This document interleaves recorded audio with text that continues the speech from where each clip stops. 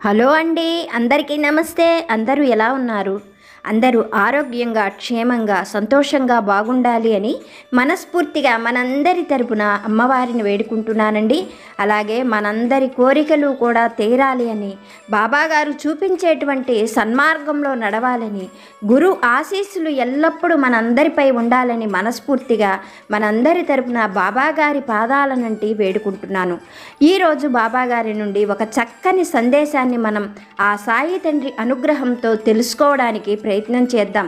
ప్రతినిత్యము బాబాగారి నుండి ఎన్నో మంచి మంచి విషయాలను వినగలుగుతున్నాం. మన సాయి సద్గురువుల వలె ముందుండి నడిపించే సద్గురువులు లభించడం ఎన్నో జన్మల గొప్ప పుణ్యభాగ్యం. అంతటి భాగ్యాన్ని మనకి ప్రసాదించిన ఆ సాయి సద్గురువుల పాదాలకు మరొక్కసారి నమస్కరించుకుందాం. వీడియోని పూర్తిగా చూడడానికి ప్రయత్నం చేయండి. వీడియో నచ్చితే లైక్ చేసి సపోర్టు చేయండి. సపోర్టు చేస్తున్న ప్రతి ఒక్కరికి పేరు పేరున మరొక్కసారి నా హృదయపూర్వక ధన్యవాదాలు. మరి ఈరోజు బాబాగారి సందేశం ఏమిటో భక్తితో వినడానికి ప్రయత్నించండి. తల్లి, నువ్వు సంతోషపడే మాటను ఈరోజు నీకు చెప్పబోతున్నాను కనుక మనస్సు పెట్టి నేను చెప్పే మాటను శ్రద్ధగా విను. నీ నుదుటన బ్రహ్మ చక్కని రాతనే రాశాడు. అందులో ఎలాంటి సందేహము లేదు. నుదిటిపై రాసిన రాతను మార్చటం ఎవరికీ సాధ్యం కాదు. ఒక్క మాట చెప్పాలి అంటే రాసిన బ్రహ్మ కూడా ఈ నుదిటి రాతను మళ్ళీ మార్చి రాయలేడు. ఇది ఆయనకు కూడా సాధ్యం కాదు. అయితే నీకు ఒక సందేహం రావచ్చు, బాబా, ఇప్పుడు నేను ఏమాత్రము కూడా ఆనందంగా లేను. నా జీవితంలో అసలు సంతోషం అనేది ఎక్కడ ఉన్నది? ఎప్పుడూ బాధలే. చిన్నతనం నుండి అష్ట కష్టాలు పడుతున్నాను. అన్నీ అవమానాలే. బాబా, నేను కన్నీరు పెట్టుకొని రోజంటూ ఉన్నదా? నీకు తెలియదా తండ్రి? ప్రశాంతంగా నిద్రించిన రోజు లేదు. తిండి తింటున్నా, వంట పట్టడం లేదు. నా అనుకున్న వాళ్లే నన్ను అవమానించారు. ఇప్పటికీ కూడా అవమానిస్తున్నారు బాబా. ఇంకా నాకు మంచి రాత మీరు రాశారు అని నేను ఎలా అనుకోమంటారు బాబా? నాకు అసలు మంచి రోజులు ఉన్నాయా? నాకు అటువంటి మంచి రోజులు వస్తాయని నేను ఆశించమంటారా బాబా అని నువ్వు కన్నీరు తుడుచుకుంటూ నన్ను అడుగుతున్నావు కదా. మరి నీ అనుమానాన్ని తొలగించడం నా బాధ్యతే కదా. నీకు అనుమానం తొలగిపోతేనే నువ్వు సంతోషంగా ఉండగలవు. నిన్ను సంతోషంగా ఉంచటం నా బాధ్యతగా నేను ఎప్పుడూ భావిస్తాను. అందుకనే ఈరోజు నీ మనస్సులో ఉన్న ఈ వేదనకు నేను ఒక ఖచ్చితమైన సమాధానాన్ని చెప్పబోతున్నాను. తల్లి, జాగ్రత్తగా విను. సృష్టిలో పగలు రాత్రి ఉంటాయి, అలాగే కష్టసుఖాలు కూడా ఉంటాయి. కనుక నాకు ఇంకా మంచి రోజులు రావేమో బాబా అని నువ్వు దిగులు చెందవలసిన అవసరం లేదు. నీ నుదిటి పైన కూడా నువ్వు సంతోషపడే రోజులు, సుఖపడే రోజులు రాసే ఉంచాను. నేను రాసిన ఈ బ్రహ్మరాతను ఎవ్వరూ కూడా చెరపలేరు. ఎంత కాలమైనా సరే అది అక్షర సత్యంగా పొల్లు పోకుండా తప్పకుండా జరిగి తీరుతుంది. శుభసూచనగా త్వరలోనే నువ్వు ఒక మంచి మాటను వింటావు.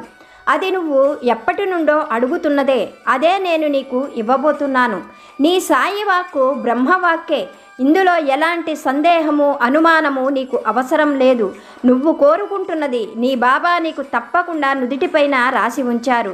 అది అక్షర సత్యంగా జరుగుతుంది. ఈ బ్రహ్మరాతను ఎవ్వరూ మార్చలేరు. సంతోషమైన, దుఃఖమైన, గౌరవమైన, సన్మానమైన, అవమానమైన ఏవైనా సరే తప్పకుండా జరుగుతాయి. కనుక నీకు మంచి రోజులు రాబోతున్నాయి తల్లి అని బాబాగారు ఒక మంచి సందేశాన్ని మనకి అనుగ్రహించారు. మన జీవితంలో ఏవి జరిగినా, అవమానమైన, సన్మానమైన, గౌరవమైన, సంతోషమైన, దుఃఖమైన ఏవైనా మన నుదిటిన రాసే ఉంచాను అని బాబాగారు చెబుతున్నారు. బాబాగారు చెప్పేటువంటి ఈ మాటలలోని సత్యాన్ని ఒక చిన్న కథ రూపంలో బాబాగారి అనుగ్రహంతో తెలుసుకోవడానికి ప్రయత్నం చేద్దాం. వీడియోని పూర్తిగా చూసిన వాళ్ళు మాత్రం ఒక్క లైక్ చేయండి, సపోర్టు చేయండి. పూర్వం కాశీనగరంలో భూపతి అనే ఒక గొప్ప రత్నవర్తకుడు ఉండేవాడు. అతను ఆ నగరంలోనే చాలా పేరుగన్న ధనవంతుడు, గొప్ప రత్నాల వ్యాపారి. ఎక్కడెక్కడ నుండో ఇతర దేశాల నుండి కూడా ప్రత్యేకమైన విలువైన రత్నాలను తెప్పించేవాడు. ఈ రత్నవర్తకుని దగ్గర దొరకని నగలంటూ ఏవీ ఉండేవి కావు. గొప్ప గొప్ప మణులు కానీ, ఎన్నో పేరెన్నిక గన్న రత్నాలు కానీ భూపతి వద్ద తప్పకుండా దొరికేవి. అందువలన కాశీ ప్రాంతంలోని వారే కాకుండా ఇతర ప్రాంతాల వారు కూడా వచ్చి భూపతితో రత్నవర్తకం చేస్తూ ఉండేవారు. దానివలన అతని వ్యాపారం 3 పువ్వులు 6 కాయలుగా వర్ధిల్లుతూ ఉండేది. భూపతి తాతల తండ్రుల దగ్గర నుండి వారు విశ్వనాథుడికి అపర భక్తులు. ప్రతినిత్యము గంగానదిలో స్నానం చేసేవారు. కాశీ విశ్వనాథుణ్ణి అమ్మవారిని భక్తితో దర్శించుకునేవారు. ఆ రత్నవర్తకుడు భూపతి వంశీయులకు ఆ దైవానుగ్రహం వలన ఒక గొప్ప విద్య అలవడింది. అది ఏమిటంటే ఎదుటివారి నుదిటిపైన రాతను వారు చదవగలరు. అలా ఎదుటివారి నుదిటి రాతను చదవగలిగే విద్య తాత తండ్రి నుండి రత్నవర్తకుడైన భూపతికి కూడా వచ్చింది. ఇలా ఉండగా భూపతికి చక్కటి భార్య పిల్లలతో కుటుంబము సంతోషంగా నడిచిపోతూ ఉన్నది. ధనధాన్యాలకు కరువు లేదు, పేరు ప్రతిష్టలకు కరువే లేదు. ఇలా సంతోషంగా వారి జీవితం గడిచిపోతూ ఉన్నది. ప్రతినిత్యము కూడా భూపతి చీకటి జామునే గంగానదికి వెళ్ళడం, అక్కడ స్నానం చేయడం, సూర్యునికి అర్ఘ్యం అర్పించడం, ఆ తరువాత కాశీ విశ్వనాథుణ్ణి అమ్మవారిని దర్శించుకోవడం, తర్వాత తను పనులు మొదలు పెట్టడం భూపతి నిత్య జీవితంలో ఒక ప్రత్యేకమైన అలవాటు. ఇలా ఉండగా ఒకనాడు భూపతి చీకటి జామునే గంగానదికి వెళ్ళాడు. పవిత్రంగా స్నానం చేశాడు. ఆ తరువాత దైవ దర్శనం చేసుకొని ఇంటికి తిరిగి వస్తూ ఉన్నాడు. అలా ఇంటికి తిరిగి వస్తూ ఉన్న రత్నవర్తకుడికి దారిలో చీకటి వేళ కావడం చేత సరిగ్గా దారి కనిపించకపోవడంతో కాళ్లకు ఏదో తగిలింది. ఆ కాళ్లకు తగిలింది ఏమిటో అని కిందకి వంగి చూశాడు. అది ఒక మానవ కపాలం, అనగా పుర్రె. అది చూడగానే రత్నవర్తకుడికి ఎంతో అసహ్యం అనిపించింది. జలధరించినట్లుగా అనిపించడంతో ఇప్పుడే స్నానం చేసి దైవ దర్శనం చేసుకొని వస్తున్నాను, మళ్ళీ ఈ పుర్రెను తాకడంతో నేను మళ్ళీ గంగానదికి వెళ్ళి స్నానం చేయవలసి వస్తుంది అనుకుంటూ దాని వైపు చూశాడు. అది ఎదురుకు తిరిగి ఉండడంతో దాని నుదిటి రాత భూపతికి కనిపించింది. నుదిటి రాత కనబడడంతో భూపతికి ఆసక్తి పెరిగి ఆ పుర్రెను చేతిలోకి తీసుకొని దాన్ని పరిశీలనగా చూశాడు. దాని నుదిటి పైన ఈ విధంగా రాసి ఉంది: ఈ జీవుడు భూమిపై పడిన దగ్గర నుండి దురదృష్ట జీవితం గడపవలసి ఉంది. ఆనందము అదృష్టము అనేవి ఇతని నుదిటిపై రాసి లేవు. ఇతని జీవితం అంతా అవమానాల పాలు కావలసి ఉంది. తల్లిదండ్రులు మొదటగా ఇతడిని అవమానిస్తారు. ఇతడు ఉంటున్న ప్రాంతం వారు ఇతడిని అవమానిస్తారు. కట్టుకున్న భార్య ఇతడిని అవమానిస్తుంది. చివరికి చాలా దారుణంగా ఘోరాతి ఘోరంగా ఇతడు మరణించవలసి ఉంది. ఇతడు మరణించిన 500 సంవత్సరాల తరువాత ఒక ఆడదాని చేతిలో మళ్ళీ ఘోరంగా అవమానింపబడి తరువాత ఇతడి అవశేషాలు గంగానదిలో కలపబడతాయి. అప్పుడు మాత్రమే ఇతడి జన్మకు విముక్తి దొరుకుతుంది అని ఆ పుర్రెపై బ్రహ్మరాత రాసి ఉంది. ఆ బ్రహ్మలిఖితాన్ని చూడగానే భూపతికి ఆశ్చర్యము అయోమయము కలిగాయి. ఎందుకనగా ఒక మనిషి బ్రతికున్నప్పుడు అతడిని అవమానించవచ్చు, గౌరవించవచ్చు, సన్మానించవచ్చు. సంతోషమైన ఆనందమైన గౌరవ మర్యాదలు కానీ ఏవైనా మనిషి ప్రాణాలతో ఉన్నప్పుడు మాత్రమే చేయగలరు.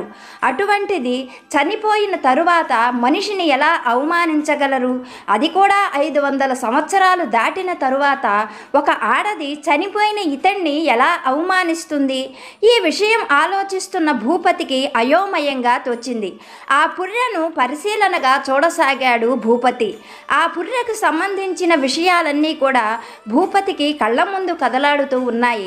ఆ పుర్రె కాశీ నగరానికి 100 యోజనాల దూరంలో ఉన్న పల్లెటూరికి సంబంధించిన వ్యక్తిది. ఒక 500 సంవత్సరాల క్రితం నాగప్ప అనే ఒక యువకుడు ఆ పల్లెటూరులో బ్రతుకుతూ ఉండేవాడు. నాగప్ప పుట్టిన కొన్ని రోజులకే అతని తల్లి మరణించింది.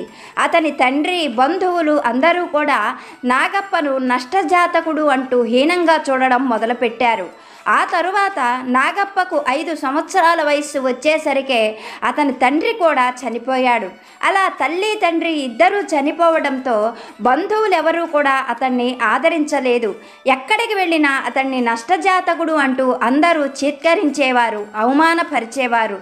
అతనికి ఆస్తులు కూడా ఏమీ లేకపోవడంతో ఎవరైనా ఊళ్ళో వాళ్ళు దయతలిచి అంత అన్నం పెడితే తినేవాడు, ఎక్కడ పడితే అక్కడే నిద్రపోయేవాడు. అలాగే కాలం గడుపుతున్నాడు. కొద్దిగా పెద్దవాడైన తరువాత ఎవరి దగ్గరికైనా వెళ్ళి పని చేయాలి అన్న ఉద్దేశంతో నాగప్ప ఎంతోమందిని పని అడిగాడు. కానీ ఎవ్వరూ ధైర్యం చేసి నాగప్పను పనిలో పెట్టుకోవడానికి ఇష్టపడేవారు కాదు. ఎందుకంటే నాగప్పను పనిలో పెట్టుకుంటే నాగప్ప దురదృష్టం తమకంటుకుంటుంది అని ఆ గ్రామంలోని వారందరూ భయపడేవారు. ఇలా ఉండగా నాగప్ప పెద్దవాడయ్యాడు. తరువాత కటిక పేదరాలు దూరపు బంధువుల అమ్మాయితో నాగప్పకు వివాహం జరిగింది. వివాహం జరిగిన తరువాత కూడా నాగప్ప జీవితంలో ఎటువంటి మార్పు లేదు. వివాహం కావడంతో కుటుంబాన్ని పోషించడం కోసం ఆ ఊళ్ళో ఎవ్వరూ నాగప్పకు పని ఇవ్వకపోవడంతో నాగప్ప ఆ ఊరు నుంచి చాలా దూరంగా ఉన్న పట్టణానికి వెళ్ళాడు. ఆ విధంగా పని కోసం పల్లెటూరు వదిలి పట్టణానికి వెళ్ళిన నాగప్ప ఆ పట్టణంలోనే బాగా పేరు ఉన్నటువంటి ఒక వస్త్ర దుకాణంలో పనికి కుదిరాడు. 2 నెలల పాటు కష్టపడి పనిచేశాడు. ఆ వస్త్ర దుకాణం యజమాని నాగప్ప పనిని ఎంతగానో మెచ్చుకున్నాడు. కానీ నాగప్ప తీరు తెన్ను బాగా గమనించి అతనికి డబ్బులు ఎగవేయాలి అన్న ఉద్దేశంతో అతనిపైన దొంగతనం నేరం మోపి తనను పనిలో నుండి తీసివేశాడు. వస్త్ర దుకాణంలో పని పోవడంతో ఆ నగరంలోనే మరెక్కడైనా పని దొరుకుతుందేమో అన్న ఉద్దేశంతో నాగప్ప ఆ నగరమంతా తిరిగాడు. కానీ అతని ప్రయత్నం వృధా ప్రయాసగానే ఉండిపోయింది. చేయగలిగింది ఏమీ లేక మళ్ళీ నాగప్ప తన గ్రామానికే తిరిగి వచ్చాడు. ఒట్టి చేతులతో వచ్చిన నాగప్పను చూసి భార్య ఎంతగానో అసహించుకుంది, అవమానంగా భావించింది. ఇంకా అతనితో ఉండడం ఏమాత్రం సరికాదు అన్న ఉద్దేశంతో భార్య అతన్ని తీవ్రంగా తిట్టి అవమానపరిచి అతన్ని వదిలిపెట్టి వెళ్ళిపోయింది. అలా భార్య కూడా తనను అవమానంగా మాట్లాడటం వదిలిపెట్టి వెళ్ళిపోవడం నాగప్ప ఇంకా ఆ గ్రామంలో ఉండలేకపోయాడు. తను పుట్టిన దగ్గర నుండి అన్ని అవమానాలే భరిస్తున్నాడు. ఇంకా ఆ గ్రామంలో కనీసం తనకి గుప్పెడు అన్నం పెట్టేవారు కూడా ఉండరు. ఒకవేళ పెట్టినా అందరూ కూడా నానా రకాలైన మాటలు మాట్లాడుతూ ఉంటారు. ఈ బ్రతుకు బ్రతకడం కన్నా కూడా చనిపోవడమే మంచిది అని నాగప్ప తీవ్రమైన నిర్ణయం తీసుకున్నాడు. అలా ఆలోచించిన నాగప్ప ఆ చనిపోయేదేదో కాశీలో చనిపోతే తనకు పుణ్యమైనా వస్తుంది అన్న ఉద్దేశంతో ఆ గ్రామం నుంచి కాశీ నగరానికి బయలుదేరాడు. దారిలో ఎవరైనా దయతలిచి పెడితే తినేవాడు. ఎక్కడ తిన్నాడో ఎక్కడ పడుకున్నాడో అలా కష్టపడి రోజులు తరబడి నడిచి కాశీనగరం పొలిమేరలకు చేరుకున్నాడు. అప్పటికే సరిగ్గా తిండి నిద్ర లేక నాగప్పకు పూర్తిగా అనారోగ్యం ఆవహించింది. పూర్తి విరక్తి చెందిన నాగప్ప ఆ దగ్గరలోనే ఉన్న మర్రి చెట్టుకి తన పై వస్త్రంతో ఉరివేసుకొని అవమానకర రీతిలో మరణించాడు. అదంతా కూడా భూపతి చేతిలో ఉన్న పుర్రెను గమనించగానే భూపతికి మనోనేత్రాలకు కనిపించింది. నాగప్ప పడ్డ బాధలు తలుచుకొని రత్నవర్తకుడి మనస్సు కరిగిపోయింది. కానీ అతనికి అర్థం కాని విషయం ఒక్కటే అతన్ని అయోమయానికి గురి చేస్తున్నది. మనిషి బ్రతికి ఉన్నప్పుడు అవమానపడవచ్చు, గౌరవము సన్మానము పొందవచ్చు.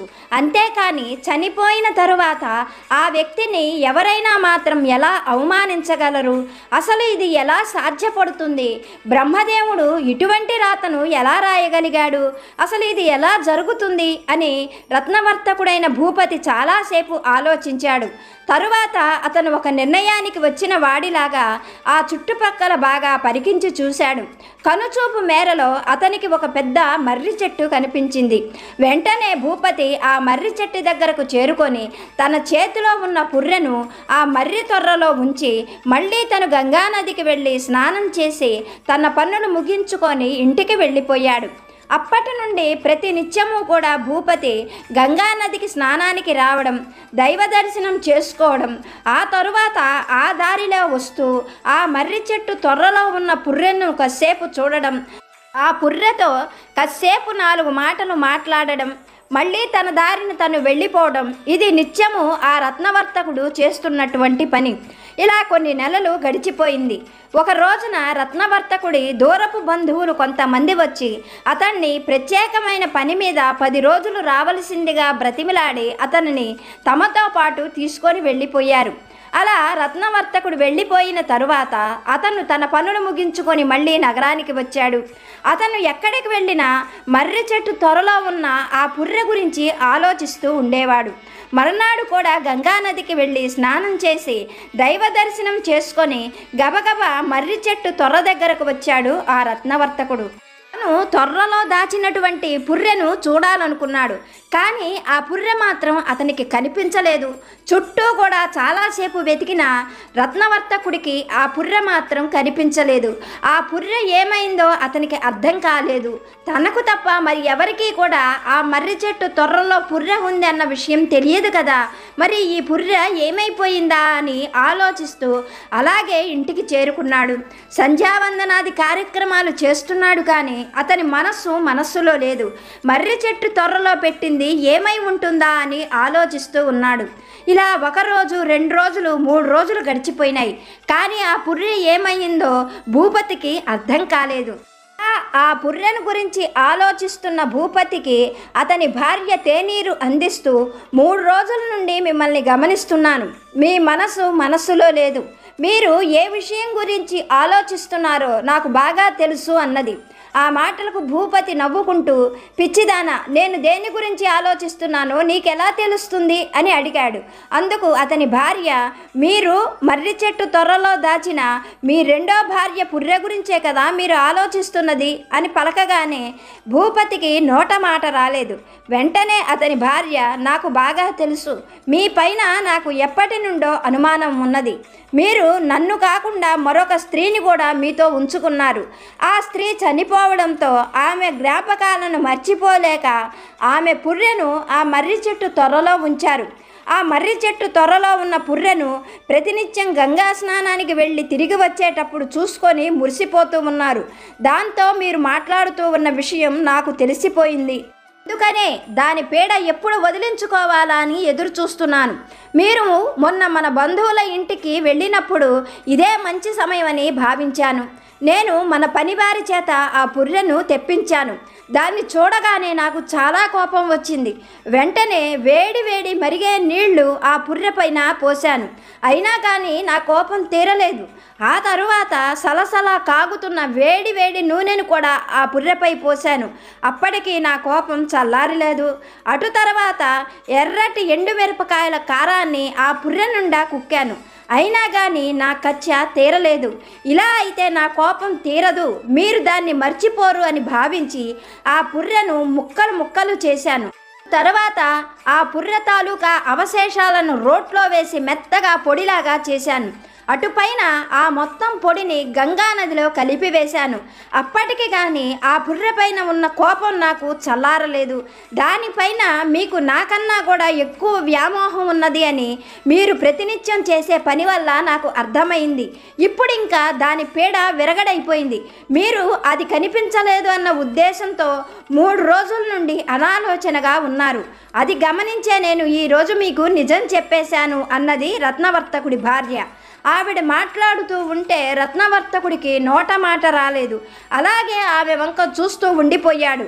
ఎక్కడ కాశీనగరంలోని 500 సంవత్సరాల నాటి పుర్రె. ఆ పుర్రెను తన భార్య ఈ విధంగా అవమానించి గంగలో కలపడం. బ్రహ్మ రాసిన రాత తప్పదు అంటే ఇదేనేమో. అసలు ఎలా జరుగుతుందో అర్థం కాక తను ప్రతినిత్యం ఆ పుర్రె గురించి ఆలోచించేవాడు. కానీ అది తన భార్య చేతిలోనే ఇంత ఘోరంగా అవమానింపబడి గంగపాలవుతుంది అని తను అసలు ఊహించలేదు. తేరుకున్న తరువాత రత్నవర్తకుడైన భూపతి జరిగిన విషయమంతా కూడా భార్యతో చెప్పాడు. ఆ పుర్రె ఒక పురుషుడిది అని, అతను 500 సంవత్సరాల క్రితం ఘోర అవమానాలతో దుర్భరమైన జీవితం గడిపాడు అని, మొత్తం అతని జీవితానికి సంబంధించిన విషయాలన్నీ కూడా భార్యకు చెప్పాడు. అదంతా బ్రహ్మ రాసిన రాతని, అది ఎలా జరుగుతుందో తెలుసుకోవాలన్న ఉత్సాహంతో తను మర్రి చెట్టు తొర్రలో ఆ పుర్రెను దాచి ఉంచిన విషయము అన్నీ కూడా భార్యకు చెప్పాడు. మనకు బాబాగారు చెబుతున్న సత్యం ఇదే. బిడ్డ, బ్రహ్మ నీ నుదుటిన చక్కని రాతను రాసి ఉంచాడు. నువ్వు దిగులు పడకు, కన్నీరు తుడుచుకో. నీ జీవితంలో కూడా సంతోషమైన ఘడియలు తప్పకుండా వస్తాయి. సత్ప్రవర్తన వల్ల నీ జీవితం ఆనందమయంగా మారుతుంది. నేను నీకు ఎప్పుడు తోడుగా ఉంటాను. ఇదంతా కూడా ఇప్పుడు నువ్వు అనుభవించే అవమానాలు, కష్టాలు అన్నీ కూడా నీ కర్మ ఫలితంగా బ్రహ్మ నీ నుదుటన రాసిన రాత. అలాగే నీ సత్ఫలితాలకు, నీకు మంచి రోజులను, సంతోషకరము ఆనందం కలిగించే ఘడియలను కూడా బ్రహ్మ నీ నుదుటన కూడా రాసి ఉంచాడు తల్లి.